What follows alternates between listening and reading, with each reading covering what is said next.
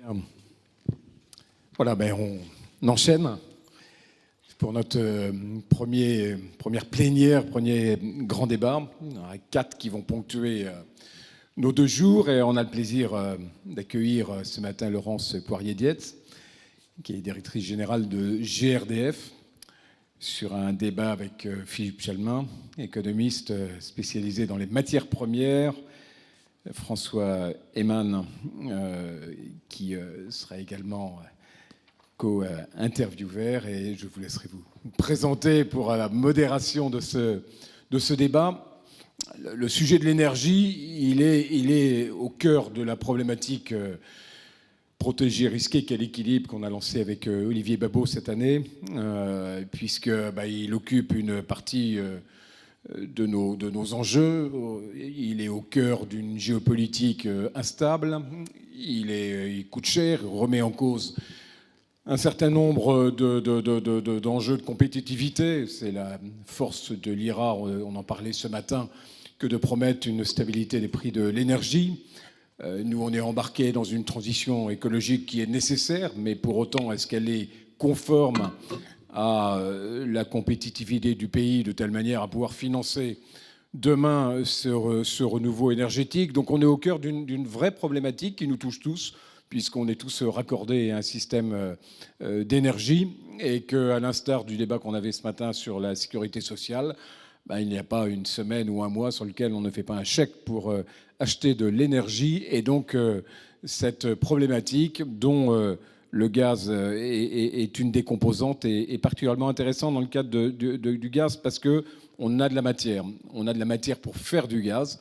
On a de la matière pour prendre une forme de liberté par rapport à nos fournisseurs habituels. Et le conflit en Ukraine a montré combien ces accords d'approvisionnement pouvaient être rapidement remis en cause par le chaos géopolitique. Voilà, je vous laisse prendre le relais. Un grand merci de modérer cette table ronde. Merci, chère Laurence, d'avoir accepté cette invitation. Merci. Voilà, merci beaucoup. Bienvenue à tous et à toutes pour cette plénière des rencontres des Sablons. Puisqu'on m'a demandé de me présenter, je vais me présenter. Je m'appelle Baptiste Rudy-Rich. Voilà, j'explore le thématique notamment de la ville et donc de l'énergie pour différents médias. Et puis j'ai également un podcast qui s'appelle Baptiste pose des questions, que certains connaissent peut-être. Non, vous inquiétez pas. J'ai l'habitude, non, blague à part. Je suis ravi d'être avec vous aujourd'hui. Bonjour Laurence Poirier-Dietz. Bonjour. Vous êtes directrice générale de GRDF depuis juin 2021 et vous représentez ici même 11 300 collaborateurs. Vous m'avez redonné le chiffre tout à l'heure en coulisses. C'est quand même quelque chose. Bien entendu, nous allons parler d'énergie, de transition énergétique, du rôle du gaz dans cette transition. Et pour en parler, nous aurons donc 2 experts. Ils sont en face de moi. François Heyman, bonjour. Alors, je vais tenter de vous présenter également, n'hésitez pas à me corriger. Vous êtes directeur de l'Observatoire Climat-Énergie de l'Institut Sapiens, un think tank qui est évidemment bien connu ici et qui travaille sur les questions de prospérité à l'heure du numérique. Bienvenue. Et puis vous êtes venu avec un petit ouvrage, alors ? Oui, je suis venu. Prenez votre micro, s'il vous plaît. Je suis venu avec un petit ouvrage qui s'appelle « La transition énergétique est-elle soutenable ?», que l'Institut Sapiens a publié il y a 1 an. Très bien. Donc, parfait. Qui sera, que vous pouvez trouver sur Amazon, parce que malheureusement, il n'est pas à la librairie dans le hall aujourd'hui. Donc rendez-vous sur Amazon après cette conférence, évidemment. À vos côtés, Philippe Chalmin. Rebonjour. Vous êtes professeur émérite de l'Université Paris-Dauphine PSL et vous êtes fondateur du Cercle Cyclope, qui est un observatoire des grands marchés des matières premières. Et vous êtes venu avec un gros ouvrage. Oui, un gros ouvrage, puisque nous publions tous les ans ce pavé. Là, vous en avez la version anglaise, Cyclope, qui couvre l'ensemble des marchés de matières premières, de l'ananas au zirconium, avec, bien entendu, le gaz et toutes les autres énergies. Alors ça, vous ne le trouverez pas ici, mais nous sortons le Cyclope 2025 le 13 mai prochain. Et ça fera le bilan d'une année 2024 qui a quand même été passionnante, y compris d'ailleurs pour le gaz. Eh bien, j'espère que cette conférence sera aussi passionnante. Laurence Poirier-Dietz, vous connaissez peut-être l'exercice. On vous laisse peut-être dérouler un propos un petit peu introductif d'une dizaine de minutes pour lancer un peu cette conférence. Et puis après, on demandera à nos experts de peut-être vous mettre un peu sur le grill des différentes questions qui ont été évoquées. Je vous laisse la parole, nous vous écoutons et puis on se retrouve juste en dessous. Merci beaucoup, merci de votre invitation. Je suis vraiment ravie de venir échanger dans ces rencontres des Semblons. Alors, quand on parle d'énergie, je pense qu'il faut se rappeler que l'année 2022, c'est l'année où on s'est réveillé avec un sacré mal à la tête. Pourquoi ? Parce qu'on vivait depuis longtemps dans une logique d'avoir de l'énergie abondante. C'était le cas avec l'électricité nucléaire, c'est encore le cas, mais à ce moment-là, on avait un parc nucléaire qui était encore en travaux pour beaucoup de sujets, notamment la corrosion sous contrainte. Et puis, on a eu en 2022, en février 2022, vous le savez tous, on le sait tous, l'invasion de l'Ukraine par la Russie qui a mis une tension extrême sur le gaz parce qu'à ce moment de fin février, qui était la fin de l'hiver, personne ne savait ce qui allait se passer.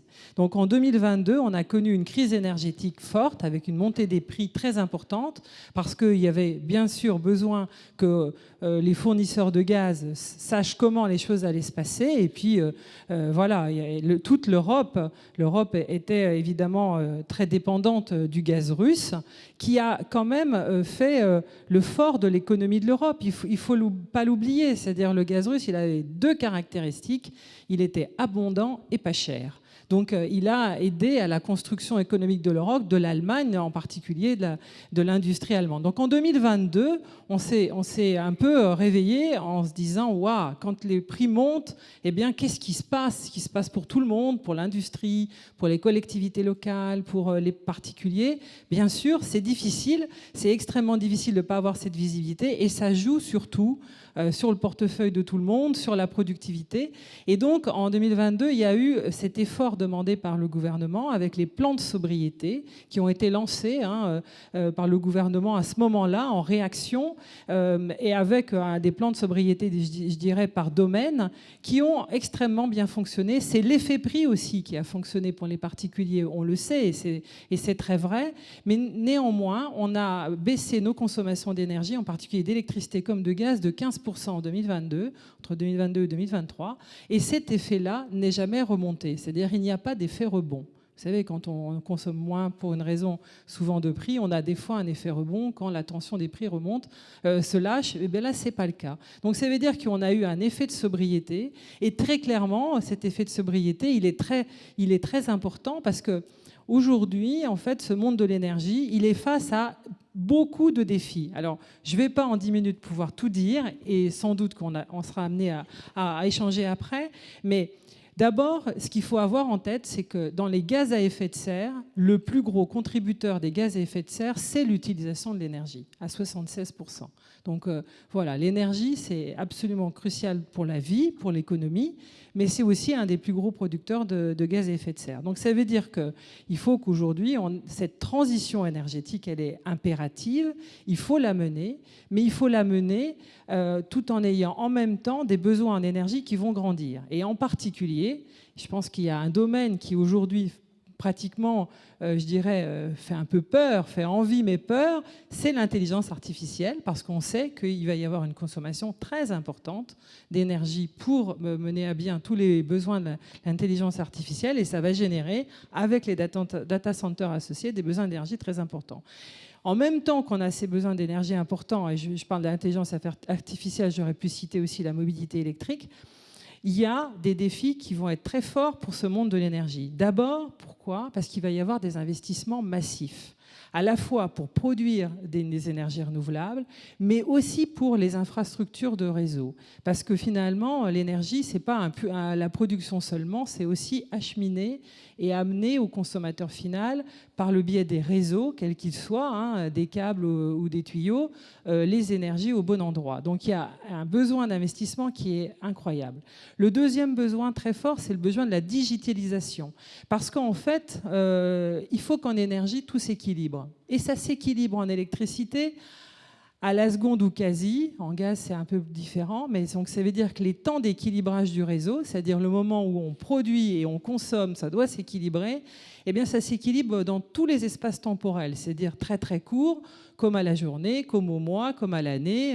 Voilà, donc ça, c'est vraiment important. Et pour faire ça, de plus en plus, il faut digitaliser à la fois quoi ? La production, la capacité à prendre sur les réseaux. Donc on a besoin d'avoir beaucoup d'IoT et de capacité de gérer les réseaux, puis aussi on veut charger sa voiture au moment où, bien sûr, l'électricité sera la moins chère et la plus disponible.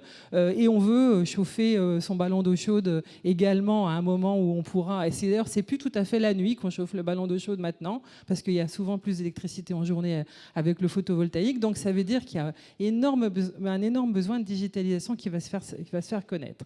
Et puis, en parallèle de ces deux sujets, il va y avoir un besoin de compétences et d'emploi extrêmement important, à la fois parce qu'on n'est pas au bout de la sobriété et de l'efficacité énergétique, et puis parce qu'il y a tous ces aspects-là à mettre en œuvre, à construire. Alors, ça veut dire que c'est un monde qui se prépare à des changements très importants tout en ayant un fonctionnement optimum à tous les instants. Et la route de la décarbonation, c'est ça les enjeux en fait. C'est des enjeux d'arriver à trouver quelles sont les meilleures utilisations de l'énergie, donc les meilleurs usages, les meilleures productions d'énergie, la meilleure optimisation, et moi j'y tiens particulièrement, avec encore un effet de sobriété. On doit baisser nos consommations d'énergie avec de la sobriété et de l'efficacité énergétique. C'est impératif en fait. L'énergie la moins chère, c'est celle qu'on ne consomme pas. Et on a encore des gains dans ce champ-là qui nous amèneront donc à mieux gérer l'énergie et à pouvoir mieux la verdir. Alors si on parle d'énergie en France, qu'est-ce qu'on se dit ? On se dit qu'on consomme 1500 TWh d'énergie en France, en énergie finale. Là-dedans, on consomme 39% de pétrole, de fuel. On consomme 27% d'électricité, 18% de gaz. Et le reste, c'est 13% d'énergie renouvelable faite à la base de déchets et de chaleur renouvelable. Dans tous les scénarios prospectifs, il y a une part très importante à l'électrification. C'est-à-dire que tous les scénarios prospectifs qu'on regarde, vous allez trouver à 2050 un horizon d'avoir entre 50 et 55% d'électricité et puis des bioénergies. Et dans les bioénergies, on va trouver les biocarburants et les gaz renouvelables. Et c'est avec ça qu'on doit faire notre roadmap de décarbonation, parce qu'elle est impérative. Elle est impérative d'abord parce que la France, comme l'Europe, ont décidé des objectifs de Fit for 55, donc des moins 55% de gaz à effet de serre à horizon de 2030, et d'aller vers la neutralité carbone à 2050. Donc clairement, ces objectifs sont extrêmement ambitieux. Ils contraignent aussi dans tous les segments finalement de la consommation beaucoup. Aujourd'hui, en France, je vous ai dit ce qu'on consommait, quelle était la part des énergies, mais le secteur qui consomme le plus, c'est le transport. Ensuite, c'est le bâtiment. Ensuite, l'industrie, l'agriculture. Donc ça veut dire que tous les secteurs sont évidemment confrontés à leur décarbonation et donc doivent à la fois moins consommer, mieux consommer, consommer vert, mais garder de la compétitivité. Et donc le sujet finalement de la transition énergétique, c'est le sujet d'avoir une transition qui soit juste. Ça veut dire qu'elles permettent d'investir au mieux, aux bons endroits, et donc évidemment de ne pas avoir de coûts excessifs qui ne la rendraient pas soutenable, abordable pour les Français et même les industriels. C'est de garder un système résilient, parce qu'à chaque fois qu'il ne l'est pas, c'est vraiment une cause d'augmentation des prix. C'est ce qui s'est passé en 2022 quand le système du nucléaire était encore en maintenance. Ça a fait monter les prix parce qu'il y avait une incertitude sur le niveau de retour à la production normalisée. Donc ça veut dire que tout défaut de résilience de notre système énergétique amène à des hausses de prix. Donc voilà, il faut faire cette route, faire les investissements, gérer les bonnes transitions tout en restant abordable et en gardant de la résilience. Et alors, pour faire cette route, GRDF est un acteur de cette transition. Voilà. Quelle est justement votre feuille de route dans cette transition ? On a parlé des gaz verts, quelle est leur place ? Enfin, voilà, quelle perspective on peut donner aux gens qui nous écoutent aujourd'hui ? Alors, GRDF est un acteur, bien sûr, parce qu'on est le principal distributeur de gaz en France. Et d'ailleurs, on fait partie des plus grands distributeurs de gaz au monde. Nos confrères sont Tokyo Gas, SoCalGas, les Californiens, à la fois par le nombre de clients, 11 millions de clients, et aussi la longueur du réseau, 206 000 km de réseau que nous gérons en 24 heures sur 24 avec les équipes de GRDF réparties sur tout le territoire. Aujourd'hui, on a un système qui est en train totalement de s'inverser parce qu'on a une capacité à produire en France et en local et donc à accéder à cette souveraineté énergétique dont on a besoin avec une production locale de gaz vert qui fait appel à toute une économie circulaire qui a énormément de valeur. Alors à date, on est finalement, je pense, un des premiers pays au monde à avoir autant de production de biométhane. Donc le biométhane, c'est du bio-CH4, donc c'est la même molécule que le gaz naturel. Et c'est pour ça que la transition est simple, parce que dans les tuyaux, c'est le même gaz. Arrivé à la maison, c'est le même gaz pour aller dans la chaudière ou faire marcher la plaque de cuisson. Donc ça veut dire qu'on a une transition qui est beaucoup plus facile quand on a évidemment le même gaz. Et il est bio, pourquoi? On l'appelle bio parce qu'il a évidemment un poids carbone qui est à peu près 5 à 6 fois moins que le poids carbone du gaz nat. Et il l'est parce qu'on a l'utilisation de déchets. Alors en fait, on a 3 grandes sources de déchets qui permettent de faire du biométhane. On a beaucoup pour part les déchets agricoles. Et c'est d'ailleurs dans les 730 actuellement producteurs de biométhane qui sont connectés au réseau, c'est l'essentiel. Il y a 80% de producteurs qui sont des méthaniseurs à la ferme, à la maille de une ou plusieurs fermes. Et on commence à avoir quelques cas de méthaniseurs à la maille d'une coopérative agricole. Et qu'est-ce qui se passe? Eh bien, il y a des déchets agricoles, il y a des cultures intermédiaires à valorisation énergétique, et tous ces déchets font du biométhane et du biogaz. Il y a aussi les stations d'épuration, les boues des stations d'épuration. La méthanisation, c'est un process tout à fait normal des boues. Mais quand on en retire le gaz, on l'injecte. Et là aussi, on est capable d'avoir une production de gaz vert importante. Et puis, il y a tous les déchets et les biodéchets. Les biodéchets, vous savez, qui doivent être collectés depuis l'année dernière, qui permettent aussi de produire du gaz. Et donc, voilà. Donc, on a une capacité de production de biogaz et une roadmap qui nous permet d'être assez serein sur une production à 2050, à 20% de la consommation en 2030. On est à peu près à 4% aujourd'hui. 20% en 2030. Je vous rappelle qu'on allait acheter 17% de gaz en Russie en 2022. 20% de gaz vert produit en local, c'est l'équivalent de c'est plus que ce qu'on allait chercher en gaz russe. C'est une énergie du territoire. C'est l'énergie du territoire, une énergie locale. Et finalement, on a la capacité à avoir plus de 400 TWh de gaz vert à horizon 2050. Alors, avec du biométhane, avec du e-méthane, c'est-à-dire des méthanes de synthèse qui peuvent être réalisés avec d'autres technos, et puis avec l'hydrogène. Alors, qu'est-ce qui manque pour atteindre cette ambition ? Aujourd'hui, il y a un système organisé en France que beaucoup de pays européens et mondiaux nous envient, parce qu'on est connecté avec beaucoup de nos confrères. On a organisé en France un droit à l'injection. Ça veut dire que c'est la Commission de régulation de l'énergie, ministère de l'énergie, qui ont organisé les choses. Il y a un tarif de rachat du biométhane pour les agriculteurs. Donc ça veut dire qu'il y a vraiment des fondamentaux extrêmement solides pour le permettre. Et d'ailleurs, c'est le cas, parce qu'à la fin de l'année 2024, on a 13 TWh de capacité de production en gaz vert, c'est plus que 2 réacteurs nucléaires. Hein. Donc ça veut dire que ça progresse tous les ans et on y va. Ce qu'il faut, c'est garder de la stabilité, et ça, c'est pas toujours notre fort sur la partie réglementaire. Et ça veut dire garder une stabilité, avoir une programmation pluriannuelle de l'énergie qui prévoit des niveaux de gaz vert importants à horizon 2030. C'est quasi le cas, on prévoit 15% dans la PPE, ça veut dire qu'on n'est pas loin des 20%. La filière, l'ensemble de la filière considère que le 20% est atteignable.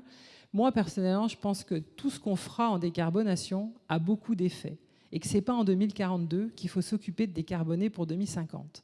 Parce que d'ici là, les effets de toutes les tonnes de carbone que nous n'aurions pas décarbonées seront gigantesques et qu'on ne compare jamais le coût des ENR d'aujourd'hui avec le coût de l'inaction qui sera demain monstrueux. Et il me semble que les effets de ce qu'on a pu voir entre la Californie qui brûle en janvier, les Valence qui se noie, les inondations en France dans le nord et puis du côté de Rennes et partout, montrent que les effets du dérèglement climatique sont très importants. Et que finalement, tout ce qu'on a à faire, c'est éviter ces gaz à effet de serre. Donc, moi, j'ai une attitude très libérale sur le sujet, considérant que le marché attend du gaz renouvelable, les industriels veulent en acheter. il y a à la fois des tarifs pour les racheter, mais il y a aussi des contrats de gré à gré entre un industriel qui veut acheter du gaz vert et puis un producteur, et qu'il faut laisser la décarbonation se faire, la production maximale d'énergie renouvelable, parce que le coût de l'inaction sera sans doute beaucoup plus important demain, voire inabordable. Le thème de ces rencontres posait la question du risque et de la protection. Là, on est un petit peu sur ce sujet-là. Ne rien faire, c'est aussi un risque, finalement.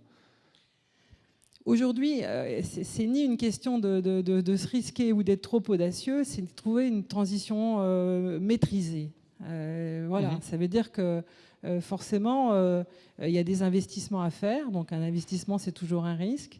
Il y a des choix à faire dans les usages de l'énergie. Et il faut aussi beaucoup expliquer les choses, parce que la contrainte, je pense que c'est ce qu'on voit en différence avec l'IRA. On a, je pense, en Europe une capacité à beaucoup légiférer, à être à une technocratie très forte. Ça a été dit dans la table ronde précédente avec Nicolas Bouzou, j'ai écouté et je partage pleinement cela. On a plutôt tendance à taxer ceux qui consommeraient trop de fossiles, et les Américains, eux, ils ont eu beaucoup tendance à donner de l'argent à ceux qui innovent pour des nouvelles technologies. Et c'est pas tout à fait la même dynamique, et ça, il faut savoir le faire, l'accompagner. Parfait. Eh bien, ça fera partie peut-être des sujets que nous allons aborder maintenant dans la conversation avec nos experts. Nous allons parler, et vous en avez déjà parlé, du marché mondial du gaz et de l'énergie, du rôle du gaz dans la transition, et puis de ces fameux gaz verts. Comment vont-ils émerger? Je vais peut-être d'abord me tourner vers Philippe Chalmin pour une réaction évidemment à ce propos introductif. Et puis, en préparant cette table ronde, on a beaucoup parlé de la volatilité des prix. Voilà, vous avez rappelé la date de 2022. Finalement, voilà, quels effets ont les évolutions du marché du gaz pour les entreprises, pour les citoyens? Quel regard vous portez sur ces sujets? Alors, je suis totalement d'accord avec ce que Laurence Poirier-Dietz a dit sur ce qu'avait été le coup de massue de 2022. Parce qu'au fond, jusqu'en 2022, en Europe, la vie était quand même relativement simple. Même s'il y avait des marchés, ceux-ci étaient d'une extraordinaire stabilité. Le prix de l'électricité sur le marché européen se baladait autour de 50 € le mégawattheure, et puis on n'en bougeait pas. Et quant au prix du gaz, il se baladait entre 5 et 15 € toujours mon mégawattheure, et quand on était à 20, c'était littéralement de la folie. Et puis, d'un coup d'un seul, le prix du gaz, entraînant le prix de l'électricité par le mécanisme du fait que le prix du dernier kilowattheure produit était le prix de l'installation marginale que l'on appelait la dernière, c'était donc indexé sur le prix du gaz. Le gaz, il est monté à 300 € le mégawattheure. Et du jour au lendemain, je dirais presque, gaz et électricité en Europe sont devenus, moi, ce que j'appelle des commodités. En anglais, commodities, c'est une définition à la fois de matière première, mais surtout de marché dont le prix se fixe par libre rencontre d'offres et la demande. En France, on avait quand même plutôt tendance, et je crois d'ailleurs qu'on a encore tendance, je vous ai même posé la question en préparant, mais dites-moi, on a toujours un prix indicatif du gaz. On importe tout notre gaz, mais on continue à penser que c'est à l'État de définir le prix du gaz, comme vous l'avez remarqué dans les discussions budgétaires récentes, on s'est interrogé sur le prix de l'électricité, là où, là aussi, on a un marché. Donc, la première remarque que j'avais, ça a été ce changement total, cette révolution culturelle qui a touché les industriels et aussi quand même, dans une certaine mesure, un petit peu les particuliers, les habitants de Neuilly, qui du jour au lendemain ont vu leur facture de gaz totalement exploser, chère madame, en 2023 en particulier.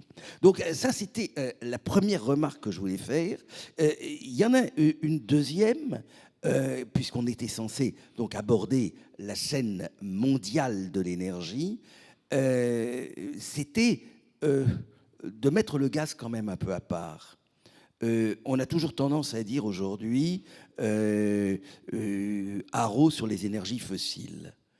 Nous rêvons tous, bien entendu, qu'à la fin de ce siècle, on sera dans un monde totalement décarboné et avec des énergies parfaitement renouvelables, une sorte d'économie circulaire, etc.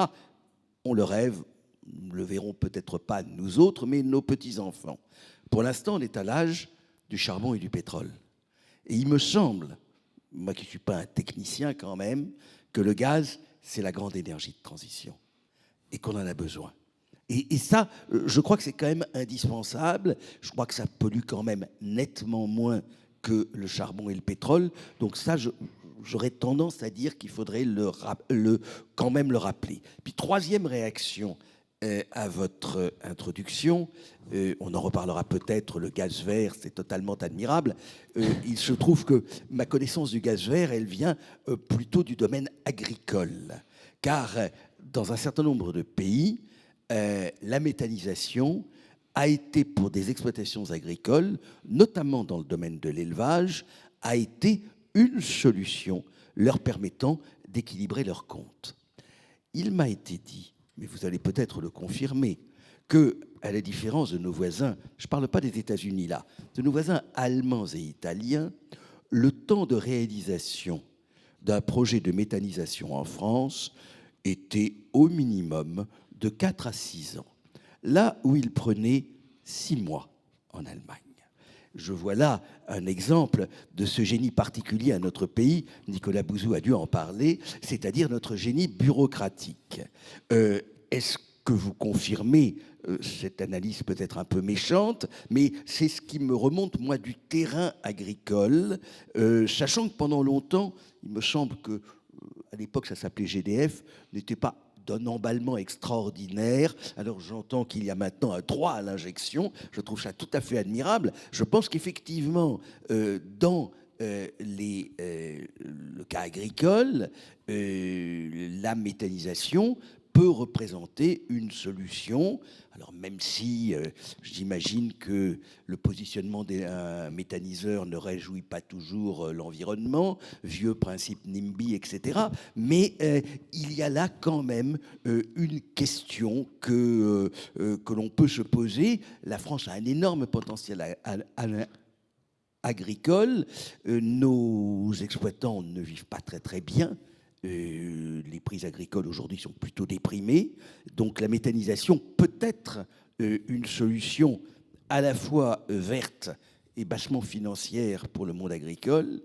Et paradoxalement, je suis cruel, vous n'en êtes qu'à 4%. Voilà, une excellente façon de lancer la discussion. Je vous laisse réagir aux propos de Philippe. Et peut-être un point sur la question des marchés. Vous avez pris vos fonctions en juin 2021. Comment vous avez vécu ce choc sur les marchés? J'imagine que même de façon culturelle au sein de l'entreprise, ça a dû être une période particulière.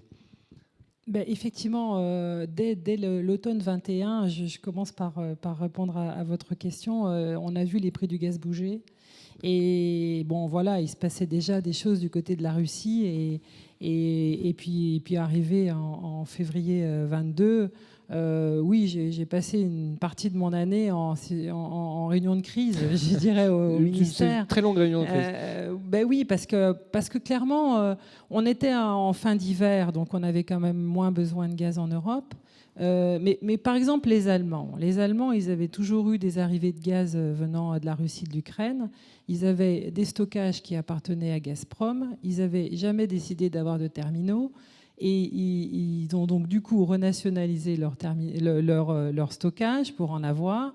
Et puis, ils ont décidé de construire 5 ou 6 bateaux qu'on appelle des FSRU, qui sont des terminaux flottants et qui permettent de faire rentrer du GNL. Donc, ça veut dire que la géopolitique du gaz, c'est quand même beaucoup changé. Et c'est ça aussi qui fait... Elle n'est pas terminée, la géopolitique du gaz. On a aujourd'hui des flux qui sont plus est-ouest, mais plutôt la France est devenue un pays où on entre beaucoup plus de GNL. Et d'ailleurs, quand on regarde les arrivées de gaz sur le territoire français en 2023, il y a un basculement entre l'arrivée par par pipe et l'arrivée par bateau en GNL. Avant, on était à 40-60 et maintenant, c'est le GNL qui l'emporte 60-40. Donc ça veut dire qu'on est vraiment dans des variations. Donc sur les prix, cette géopolitique, elle se poursuit.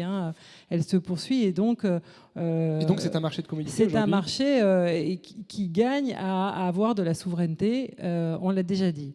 Alors vous m'avez aussi interpellé sur la transition. Ce qu'on a fait clairement en France et en Europe, et en particulier en Europe de l'Ouest, c'est effectivement avoir une transition au gaz. Mais il y a plein de pays qui consomment encore beaucoup de charbon. Il y a plein de pays qui consomment encore beaucoup de fuel, à la fois pour faire de l'électricité ou pour l'industrie. Donc ça veut dire que oui, évidemment, le gaz naturel, avant d'arriver au gaz vert, il a déjà des vertus en termes de qualité et d'effet de gaz à effet de serre, parce qu'il en produit moins, il en émet moins que bien sûr du charbon ou du pétrole. Donc ça veut dire que pour beaucoup, c'est déjà cette transition qu'il faut faire avant d'arriver à des gaz renouvelables. Et sortir du charbon, sortir du fuel, oui, bien sûr. Donc ça, c'est un effet, mais c'est parce qu'en France, on a cette avance que nous, déjà, on est à vouloir sortir du gaz fossile totalement, alors qu'on en a besoin. Juste un chiffre pour vous donner, deux chiffres. Là, on est dans une période d'hiver assez froide, ce qu'on n'avait pas connu en février dernier. D'ailleurs, c'est pour ça que les prix du gaz remontent. Sans doute, on y reviendra. Le 14 janvier, le système électrique a appelé une pointe à hauteur de 87 gigawatts. Dans le même temps, la même journée, le système gazier a amené 123 gigawatts à l'équilibre du mix énergétique français. Donc, c'est vous prouver que dans ces moments de froid, parce qu'entre les consommations d'hiver et les consommations d'été, il y a des ratios de 1 à 5 entre l'été et l'hiver. Donc, ça veut bien dire que le gaz a sa place et qu'on ne saurait pas s'en passer. Néanmoins, il faut se décarboner. Néanmoins, il faut réduire sa consommation par la sobriété.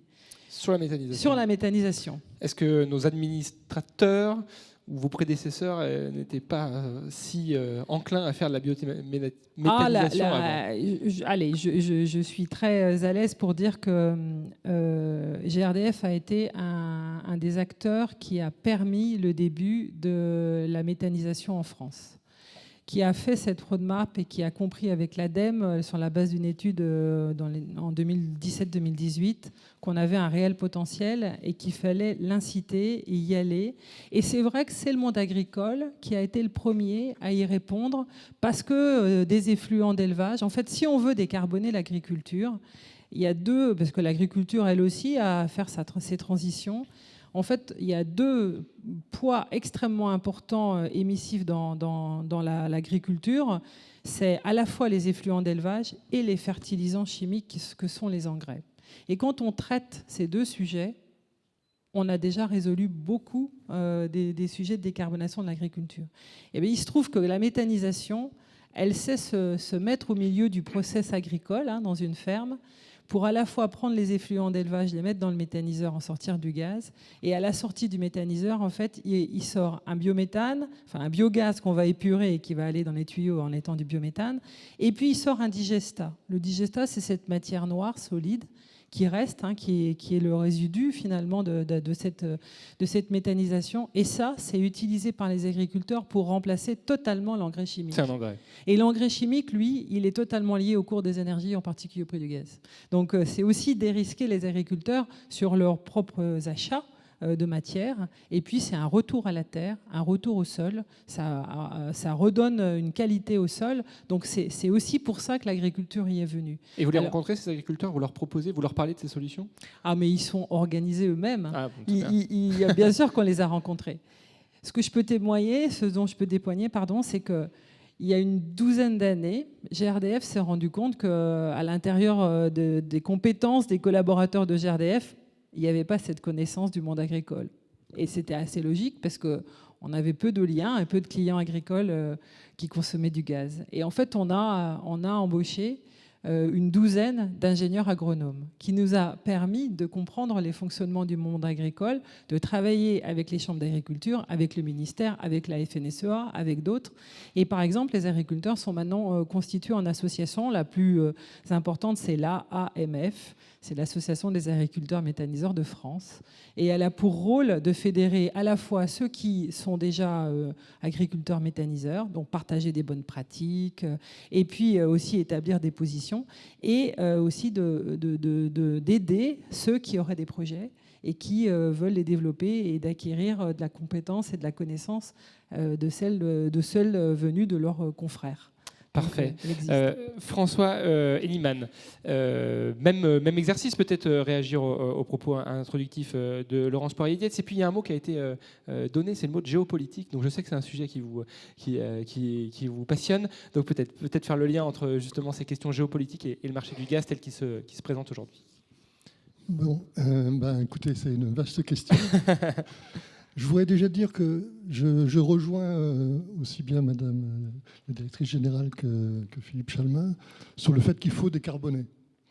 Que le mouvement de la décarbonation de l'énergie, il est inéluctable et absolument indispensable, ne serait-ce en France et en Europe, ne serait-ce que parce qu'on n'a pas beaucoup de ressources fossiles. Hein. Les gisements de gaz aux Pays-Bas, par exemple, sont en extinction et la mer du Nord aura une fin aussi assez proche. Mais vous avez parlé de transition juste et résiliente. Juste, si j'ai bien noté, juste avec des prix qui ne soient pas excessifs pour l'industrie et aussi pour les particuliers. Et résiliente, c'est-à-dire, ça veut dire une sécurité d'alimentation en énergie, que ce soit en électricité ou en gaz. Et c'est justement l'objet du livre qu'on a coécrit il y a un an, qui a pour sous-titre « Défi des accords de Paris et du pacte vert européen ». Et la conclusion de notre analyse, c'est qu'en fait, l'agenda 2050, en France et en Europe, il n'est pas soutenable. Je vais expliquer pourquoi.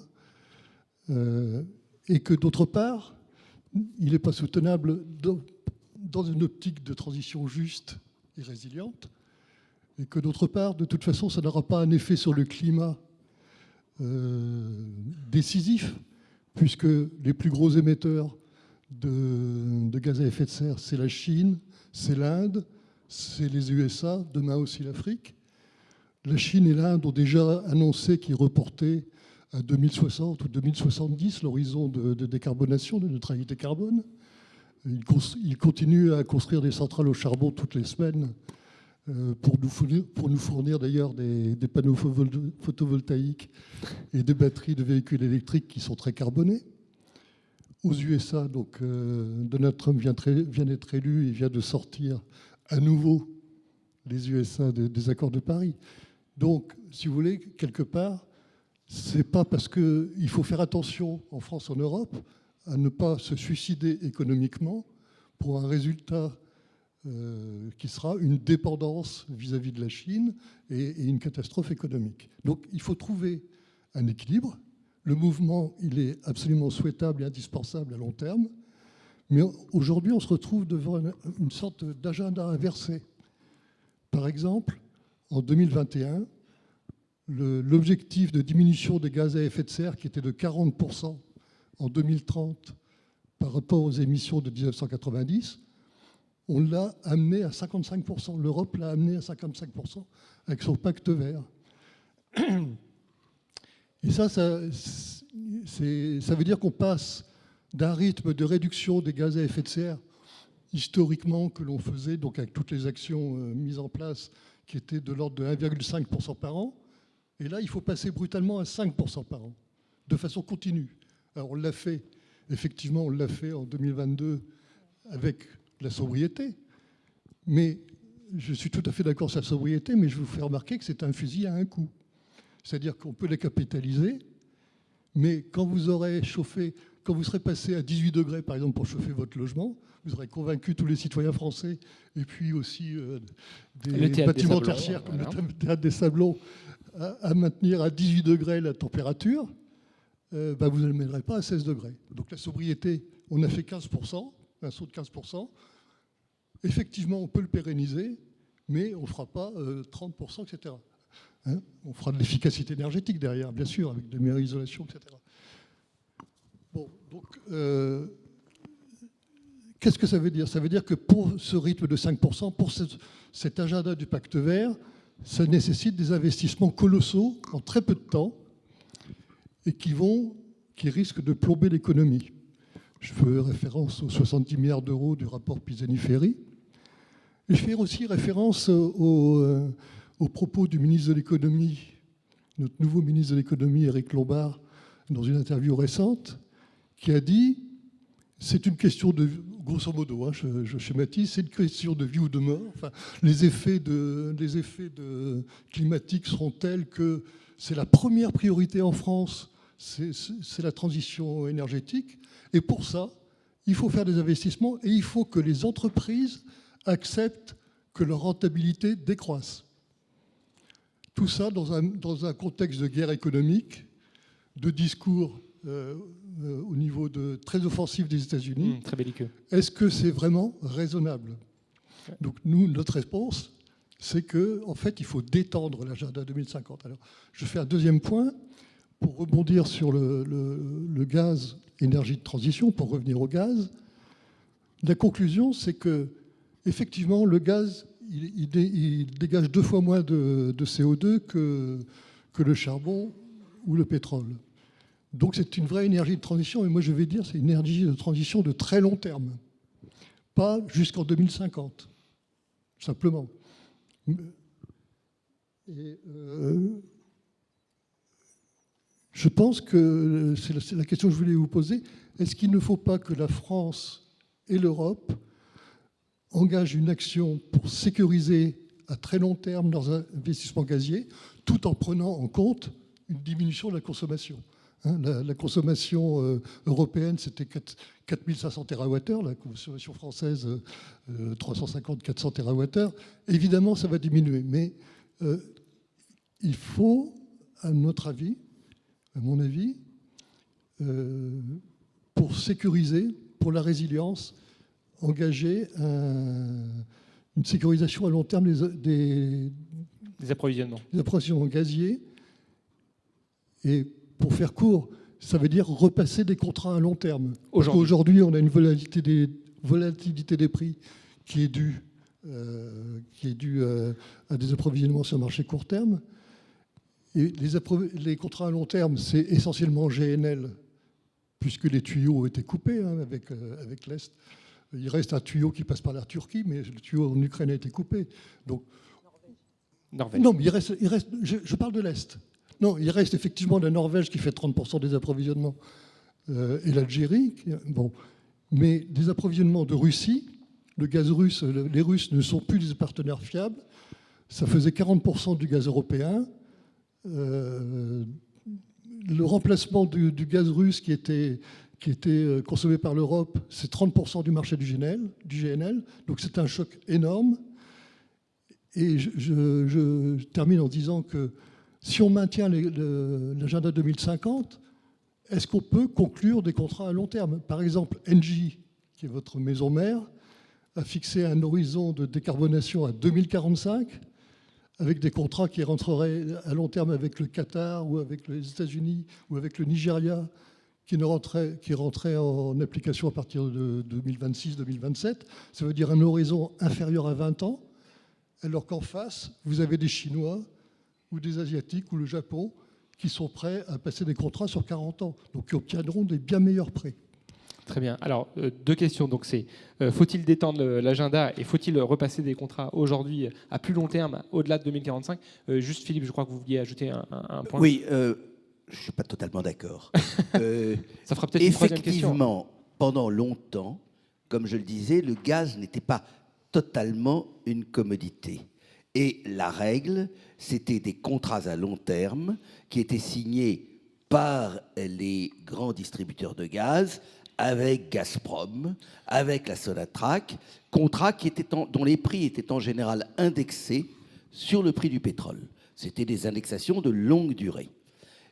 Il en était de même sur le marché asiatique, Parce que finalement, le gaz est un produit très particulier par rapport au pétrole, en ce sens que vous n'avez pas de véritable marché mondial, puisque vous avez un marché américain du gaz gazeux, vous avez un marché européen du gaz gazeux, et puis, comme on ne sait pas le transporter en dehors de passer un peu sous la Méditerranée, ben vous avez le marché du GNL. Alors, ce qu'il faut savoir quand même une chose aussi, on ne l'a pas dit, c'est que les États-Unis ont un extraordinaire avantage comparatif. Le prix du gaz naturel aux États-Unis, du gaz gazeux, si je prends le gaz gazeux aux États-Unis, la cotation, c'est ce qu'on appelle le Henry Hub. Donc ça varie tous les jours, c'est un marché à terme. Si vous prenez le TTF européen, le rapport est de 1 à 5. C'est-à-dire qu'aujourd'hui, aux États-Unis, le gaz naturel utilisé peut-être par les ménages, mais surtout par l'industrie, est 5 fois moins cher qu'en Europe. Ça, c'est un avantage comparatif considérable. Traditionnellement, que ce soit le marché du GNL ou le marché du gaz européen, on avait des contrats à long terme. Depuis quelques années, et ça s'est accéléré depuis 2-3 ans, c'est le marché spot qui devient le marché directeur. Et là où je ne vous suis pas totalement, c'est que, effectivement, on signe le Qatar, parce que les investissements dans les trains de liquéfaction, c'est quand même quelques milliards de dollars à chaque fois. Donc on signe des contrats à long terme, mais des contrats à long terme avec des clauses d'indexation de prix qui sont moins maintenant sur le prix du pétrole que sur la base des prix spot. Donc on est en train d'assister à quelque chose un peu similaire à ce qui s'était passé sur le marché du pétrole, c'est l'entrée du gaz dans l'univers de l'instable. Et ça, je crois que c'est quand même quelque chose de très important. Alors la dimension géopolitique, je suis d'accord avec vous, elle est considérable. Il faut quand même rappeler, petit détail, on doit acheter encore du gaz à l'Algérie, je crois. Hein. Bien sûr. Mais nos amis espagnols, alors là, il y a un gazoduc qui passe, alors qui traverse le Maroc. Mais les Espagnols n'ont pas le droit de revendre le gaz algérien aux Marocains. Il y a quand même une dimension géopolitique du gaz qui est assez passionnante. Excusez-moi. Pas de souci. Donc, je vais essayer de résumer les questions. D'abord, est-ce qu'il faut détendre cette feuille de route européenne de transition? Et puis, sur ces questions des marchés, de la géopolitique du gaz, je ne vais peut-être pas vous demander de faire le juge de paix, mais quel est votre regard sur les propos de nos deux experts? D'abord, sur le sujet du paquet vert, en Europe, beaucoup s'accordent à dire qu'effectivement, il n'est pas réalisable, ou il sera très difficilement réalisable avec des investissements très importants. Donc ça veut dire que je crois que l'Europe aura à se déterminer, mais on le voit déjà avec ce qui se prépare sur Omnibus, qui est en train de se préparer au niveau européen, c'est-à-dire une sorte... on reviendrait revoir un peu ce qu'on a dit, parce que clairement, soit on décale les objectifs, soit on revoit la manière de les faire. Donc il y a vraiment à revoir beaucoup de choses pour qu'on puisse aller dans la transition qui était souhaitée. Donc moi, ce que je crois, c'est que on ne peut pas regarder 2050 avec les yeux de 2025. Aujourd'hui, il y a des technologies qui sont en cours d'élaboration, il y aura de l'innovation, et l'innovation viendra apporter un certain nombre de réponses qui ne sont pas existantes aujourd'hui. Il y a un sujet qu'on n'a pas du tout évoqué, c'est la capture carbone. La capture carbone, elle progresse. Et je pense personnellement qu'elle continuera de progresser. Aujourd'hui, nous, avec une quinzaine d'industriels français, nous investissons sur une recherche qui s'appelle la chaudière choc. C'est la chaudière qui permettra d'avoir 0 émission ou très peu d'émissions de carbone. Pourquoi ? Parce que, alors c'est pas la chaudière individuelle qu'on a dans la cuisine ou dans le garage, c'est une chaudière industrielle, donc plutôt pour l'industrie ou pour le grand tertiaire. Qui est un gros consommateur de gaz. Voilà, mais ce qui se passera, c'est que c'est un process qui va amener, un process d'oxycombustion, qui va amener donc à pouvoir mieux capter le CO2 à la sortie. Parce qu'aujourd'hui, le CO2, il est très difficile à capter dans les usages. Pourquoi ? Parce qu'il est mélangé avec d'autres gaz et puis que la capture dans l'air du CO2, elle est coûteuse. Elle est coûteuse parce qu'elle nécessite beaucoup d'énergie. Mais demain, il y a des process d'utilisation de l'énergie, et en particulier du gaz, qui permettront d'améliorer très sensiblement la manière de capter le CO2. Et donc ce CO2 capté, il pourra être liquéfié, il pourra être stocké, il pourra être réutilisé dans l'industrie. Il deviendra un produit, un coproduit. Et donc, du coup, on n'aura plus d'émissions. Et bien ça, on en parle un peu, mais pas beaucoup. Et moi, je suis convaincue que ça viendra dans la photo finale et que ça aidera à faire la feuille de route de 2050. Donc, on maintient le cap. Il faut maintenir le cap. Sur la question... sinon, il y a trop de... On s'arrête, on fait plus rien et on perd du temps. Et on perd de l'innovation, alors qu'on a besoin d'innover. Et c'est pour ça que les politiques publiques sont très importantes et qu'elles doivent vraiment tenir compte de tous ces sujets pour permettre une forme d'innovation. Voilà. Et donc sur la question des contrats, de la souveraineté, de prendre des contrats aujourd'hui pour demain, quel est votre regard un peu sur ces sujets ? Moi, j'ai un regard de distributeur. Vous savez, en France, il y a 70 fournisseurs de gaz actifs actuellement. Nous, distributeurs, on travaille avec 70 fournisseurs de gaz actifs. Il y en a 5-6 plus gros, effectivement. Mais c'est leur job d'organiser leur portefeuille de gaz et d'avoir des contrats à long terme. Ils ont des contrats à long terme de gaz, c'est clair. Alors est-ce qu'ils sont à 30 ans, à 40 ans, ou à 20 ans, ou 15 ans ? À vrai dire, je ne sais pas le dire, parce que chacun a évidemment son secret des affaires. Mais c'est sûr que si on ne se donne pas de perspective en Europe pour le gaz et que finalement on en a besoin plus longtemps que prévu, eh bien, sans doute, on n'aura pas la meilleure négociation. Ça, c'est évident. Donc, ça veut dire qu'il faut garder beaucoup d'agilité, beaucoup de compréhension des phénomènes géopolitiques. Voilà, c'est ça qui nous attend sur le monde de l'énergie, en même temps que réinstaller de la souveraineté et en produire de plus en plus en local. Parfait. Le temps passe vite, donc je vais essayer d'aller sur le sujet de la transition énergétique encore plus largement. D'abord, pour le coup, vous serez tous les deux d'accord, puisqu'on a échangé en amont et vous étiez tous les deux d'accord. Vous m'avez tous les deux dit que le gaz resterait un levier clé de la transition énergétique et que ce sera un élément fondamental. Donc pourquoi vous avez tous les deux ce point de vue-là ? Et puis sur les défis de la transition que vous avez exposés en introduction, à la fois la faisabilité, la rentabilité et l'acceptabilité, est-ce que ça vous semble, là encore une fois, réaliste d'intégrer ces gaz verts, ou est-ce que ce sera pour vous très complexe ? Qui veut se lancer ? Philippe ? Oui, moi je voulais rebondir aussi. Je crois que vous venez de dire quelque chose de très très important, qui est de ne pas imaginer 2050 avec les yeux de 2025. Je crois que c'était Éluard qui disait qu'il ne fallait pas regarder hier avec les yeux d'aujourd'hui. Il ne faut pas imaginer 2050 avec les technologies d'aujourd'hui. Moi, je suis un modeste historien, donc j'y connais rien. Ce dont je suis totalement persuadé, c'est qu'effectivement, la scène énergétique, dans les 25 années à venir, elle changera totalement. Alors, je ne sais pas dans le domaine du gaz, mais par exemple, il y a un sujet qui me paraît essentiel. On ne sait toujours pas stocker l'électricité. Est-ce qu'on y arrivera ? Bon, c'est une question fondamentale. Tout le monde nous bassine sur l'hydrogène. Pour l'instant, la rentabilité énergétique de l'hydrogène, ce n'est pas génial. Vous en conviendrez. Ça, on ne sait pas très très bien le transporter. C'est explosif, ce petit machin. Est-ce que l'hydrogène changera la face du monde ? J'en sais rien. Mais je crois que c'est quand même quelque chose de très très important. Alors, à l'intérieur de tout ça, moi, naïf... vous voulez croire au gaz vert, alors ? Comment ? Vous voulez croire au gaz vert, alors ? Mais bien sûr, je pense que l'imagination, de ce point de vue-là, doit être largement au pouvoir. Je remarque que vous n'avez pas répondu à ma petite remarque sur notre délire bureaucratique. Parce qu'effectivement, nous avons quand même une tendance naturelle à renforcer le nombre des obstacles pouvant exister. C'est-à-dire qu'on m'avait expliqué qu'en Allemagne, on donnait le feu vert, quitte ensuite à mettre des garde-fous une fois que la machine était lancée.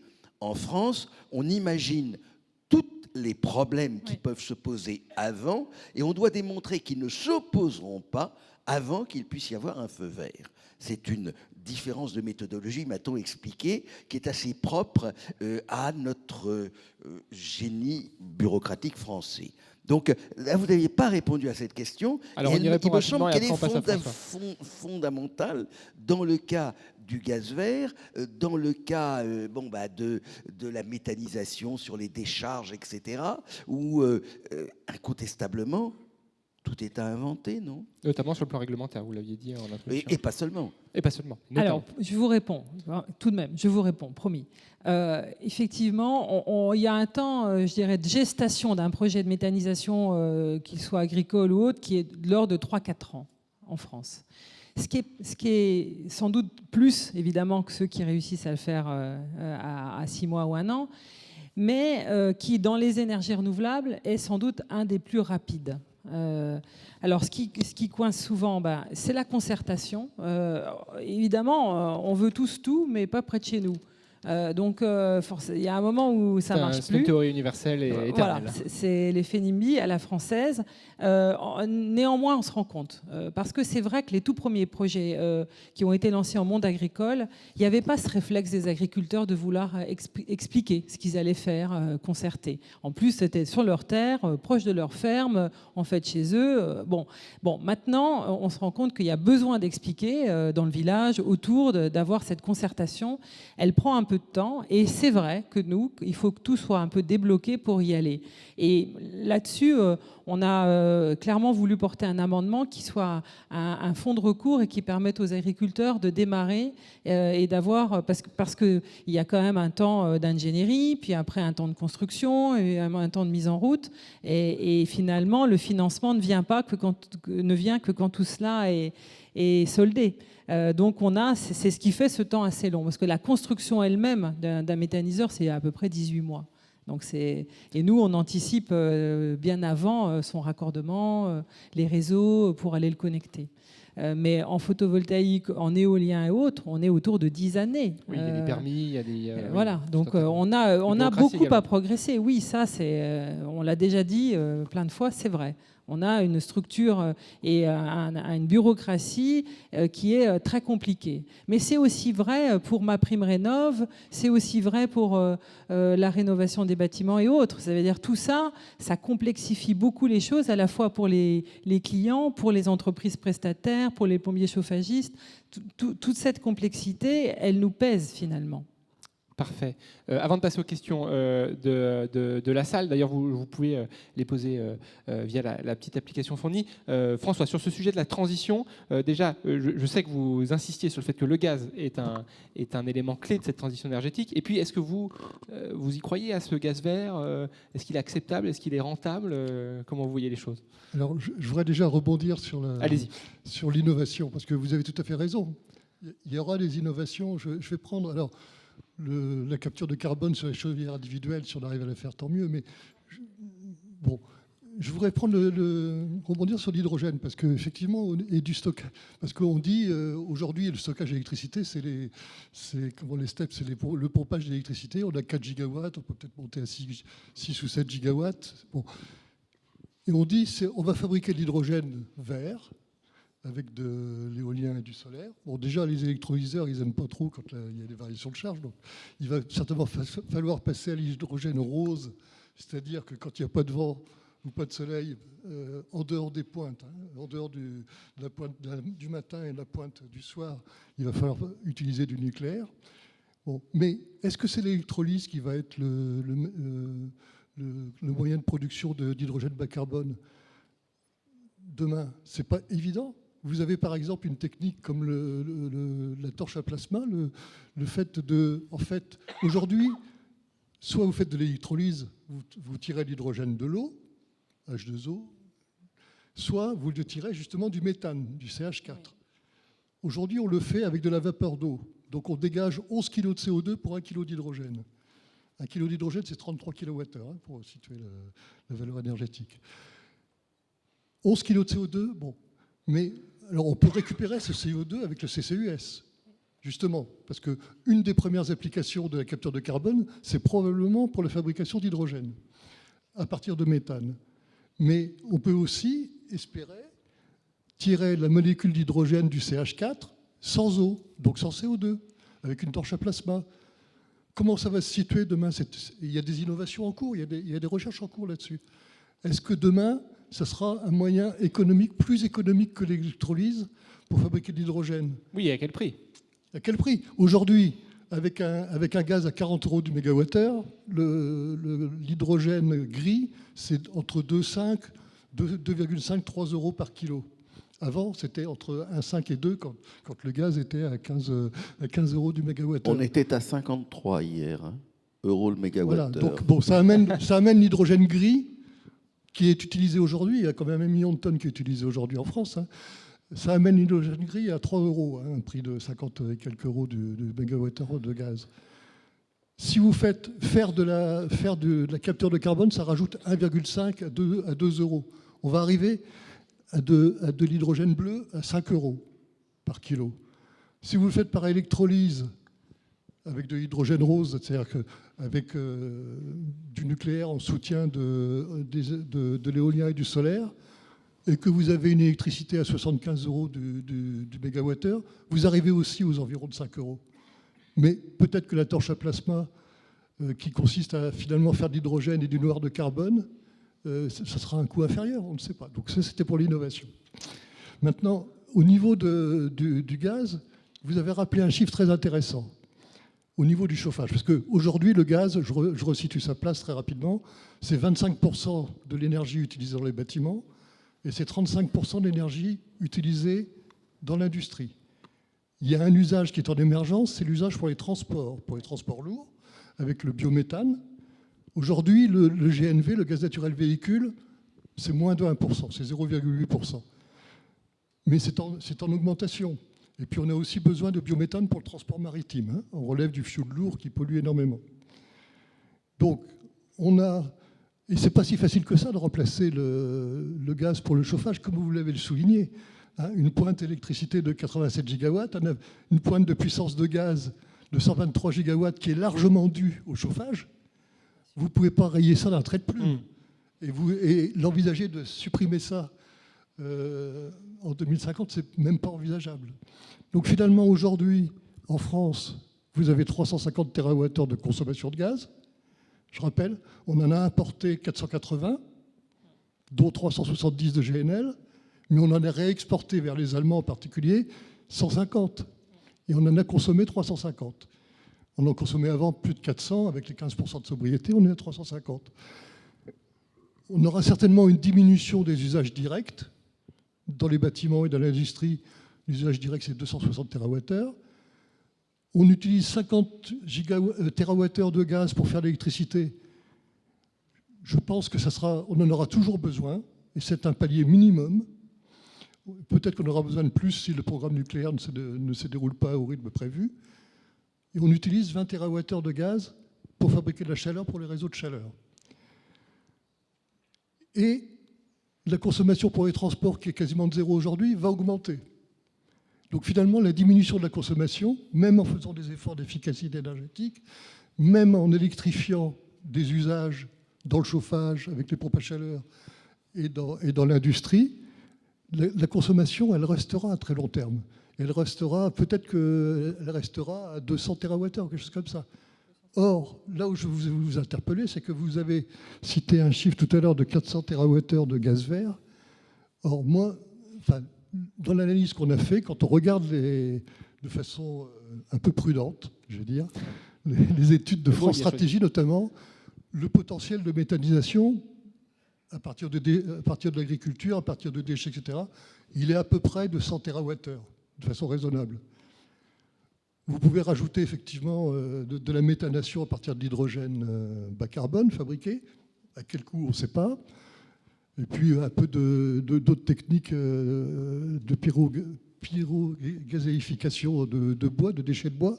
Enfin, si on arrive à 150 TWh de biométhane, ce sera un maximum. Donc je pense qu'en fait, l'avenir, c'est plus un mix. Je vais schématiser, 50-50, de gaz fossile et de biométhane dans les réseaux. C'est pour ça que je parlais tout à l'heure de pérenniser les approvisionnements en gaz fossile à long terme, pour sécuriser l'alimentation énergétique de la France. Et le dernier point, c'est le point du prix. Parce que, OK, le gaz fossile, il est monté à 50 € du mégawattheure.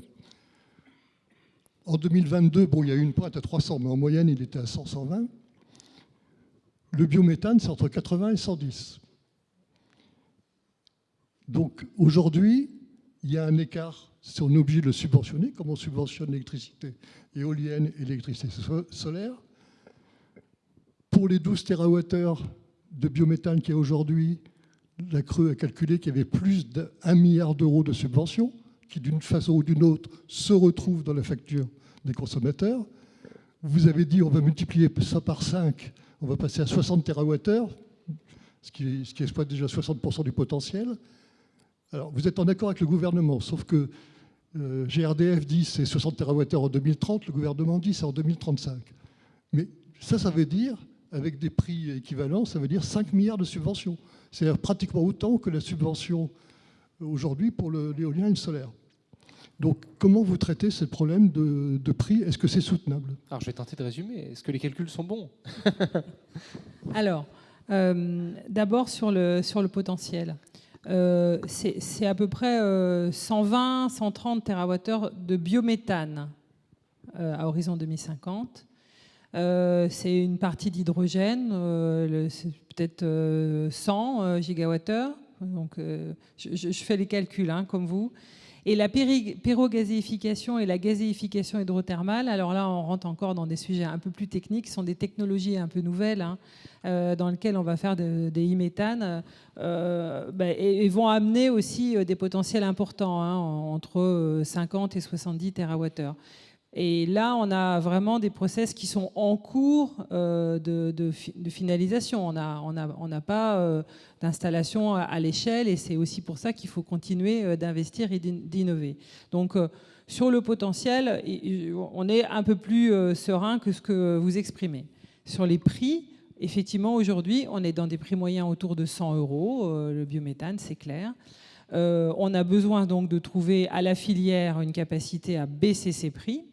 Ça va se produire avec des installations qui vont être de taille un petit peu plus grande. Et ce qu'on trouve aujourd'hui, je vous citais l'exemple d'une coopérative qui agrège 164 agriculteurs du côté de Dijon, et c'est la coopérative Dijon Céréales, pour produire 230 gigawattheures de gaz biométhane.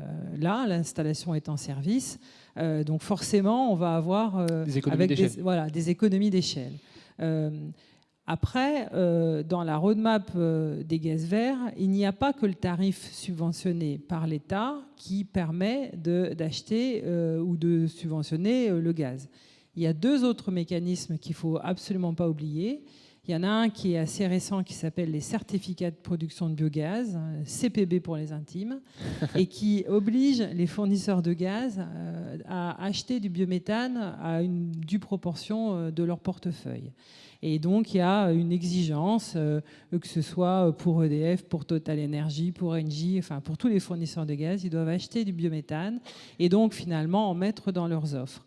Et ça veut dire qu'après, on trouve des clients finaux qui veulent avoir un peu de biométhane, et toutes les offres aujourd'hui des fournisseurs de gaz, elles proposent un peu de gaz vert à hauteur de 10%, 20% dans le contrat qu'ils proposent. C'est le cas pour les particuliers, c'est le cas pour les collectivités locales, c'est le cas pour les offices HLM qui souhaitent se décarboner aussi, donc qui sont intéressés d'en acheter, et c'est le cas pour les industriels également. Le deuxième mécanisme que je voulais évoquer, finalement, c'est le contrat de gré à gré entre un industriel alors en électricité, on appelle ça un PPA, en gaz, on appelle ça un BPA, donc c'est le Biogas Purchase Agreement, qui permet donc si vous êtes industriel et moi producteur de biométhane, on convient tous les deux que vous allez m'acheter pendant tout de gré à gré pendant 5 ou 7 ans une quantité de gaz qui correspond à votre besoin industriel, et moi je vais comme ça savoir qu'une grande partie de ma production va aller chez vous, et je ne vais donc pas demander à l'État de me payer pour acheter mon gaz. Et c'est ça qui permet aujourd'hui de prévoir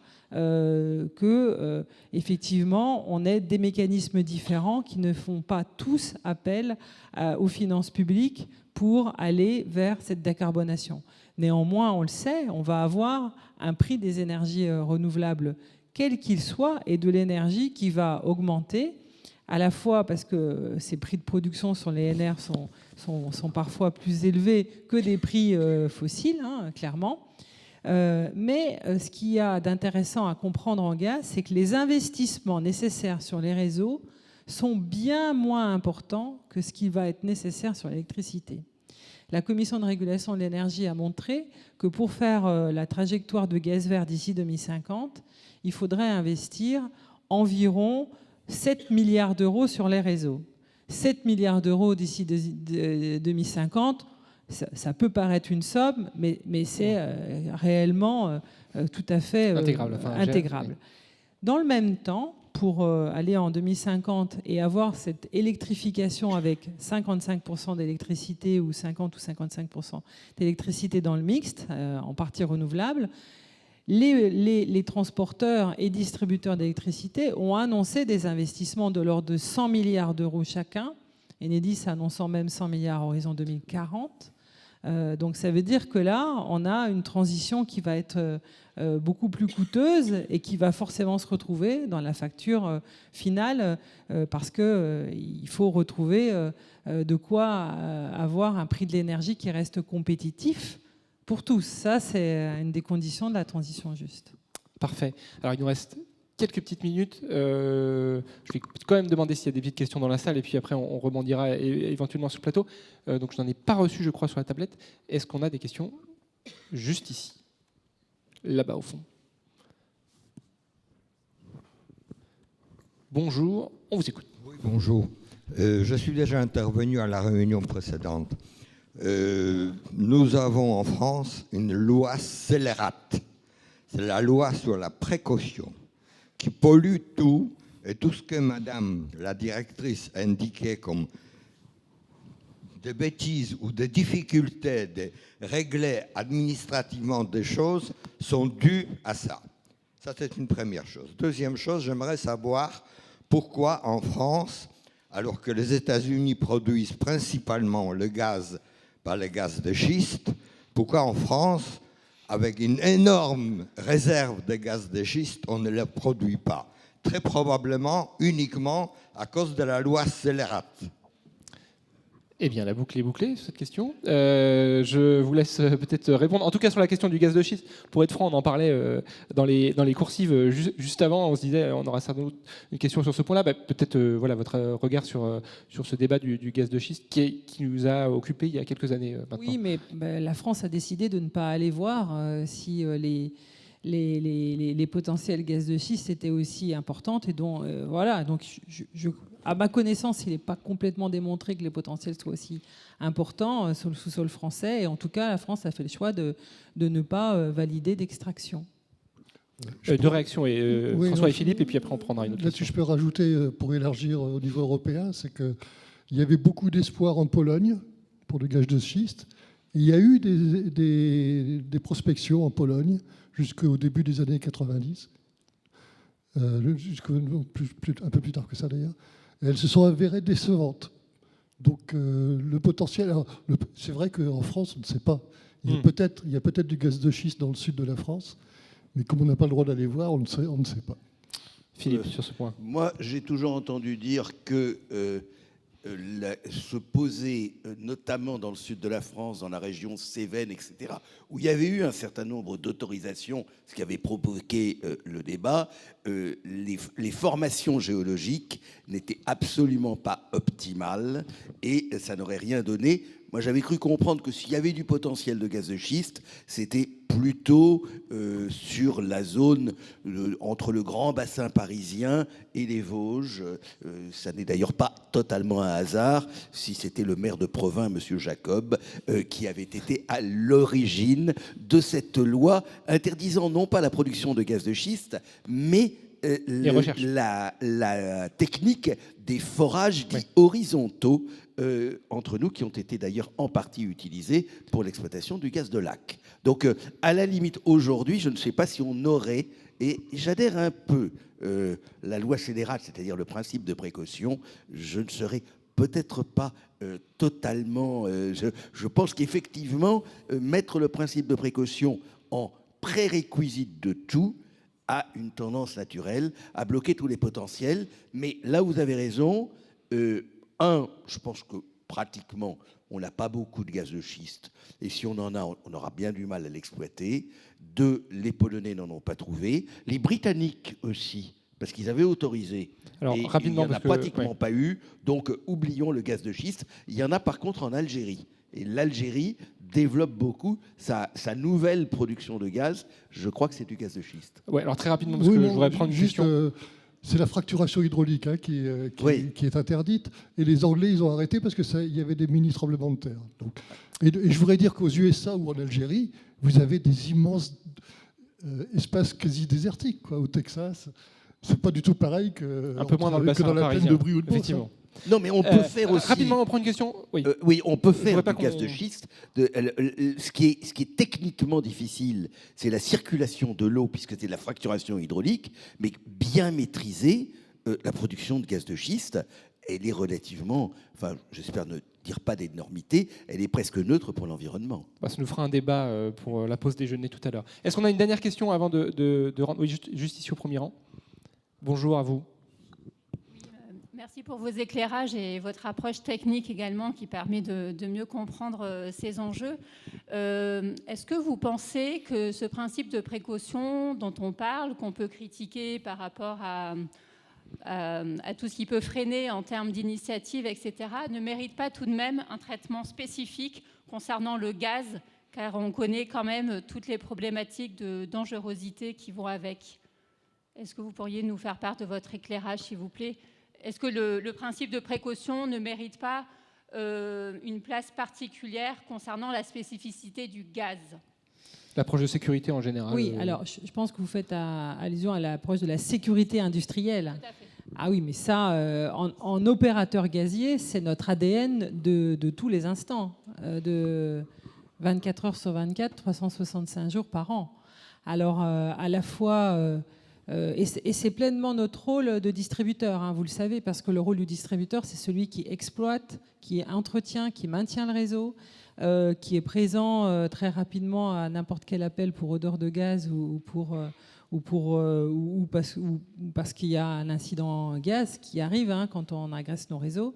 Donc ces sujets-là, en fait, ce sont des basiques, c'est-à-dire on ne peut pas avoir un monde industriel avec des infrastructures sans en assurer leur pleine et entière sécurité. C'est-à-dire la sécurité des infrastructures, la sécurité des biens et des personnes, et puis aussi la sécurité des utilisateurs dans le foyer ou chez les industriels. Et sur ces sujets-là, pour GRDF, ce sont des sujets à la fois en interne sur la gestion de nos infrastructures, la formation de nos équipes, la formation des entreprises de travaux, des collectivités locales, des donneurs d'ordre sur les travaux. Vous savez qu'une des principale cause pour nous, c'est quand nos canalisations sont heurtées lors des travaux. C'est 2500 fois en fait par an. L'année dernière, pour toute la France, c'était un peu moins. On était très heureux d'en avoir moins, mais c'est quelque chose sur lequel on travaille évidemment beaucoup. Ensuite, il faut aussi travailler avec l'ensemble de la filière des installateurs, professionnels gaz, des constructeurs pour avoir des appareils qui maintenant se coupent quand le gaz s'éteint, pour avoir des installations faites correctement, pas de fuite. Donc c'est l'ensemble de la chaîne qui a de la valeur, comme toujours. Et dans ces sujets-là, nous ne lâchons rien, jamais. Jamais. C'est absolument essentiel d'avoir du REX, du partage d'expérience, de travailler tous nos sujets de sécurité industrielle, tous nos sujets de renouvellement d'ouvrages. Donc voilà, c'est plus que du principe de précaution. Hein. Je veux dire, c'est tout à fait inhérent à notre fonction d'opérateur de réseau. C'est notre capacité à opérer. Hein. C'est notre license to operate, hein, ça, en bon français. Sans cela, on ne fait rien. Et c'est aussi cela qui a de la valeur pour les clients finaux. Hein. Donc je vous rejoins totalement et j'espère pouvoir vous donner ces éléments en réponse à votre question. Protéger, risquer, équilibrer, c'était dans le thème de ces rencontres. Et bien voilà, on vient d'en parler à l'instant avec cette dernière question. Je crois que l'appel du déjeuner est très fort et de toute façon, il est 13h, c'est le temps de rendre ces micros. Donc merci à nos deux intervenants pour leurs expertises et leurs interventions. Merci infiniment, Laurence Poirier d'être venue passer cette heure en notre compagnie. Et puis merci aux organisateurs pour leur confiance. Très belle journée à tous et à toutes. Au revoir. Merci.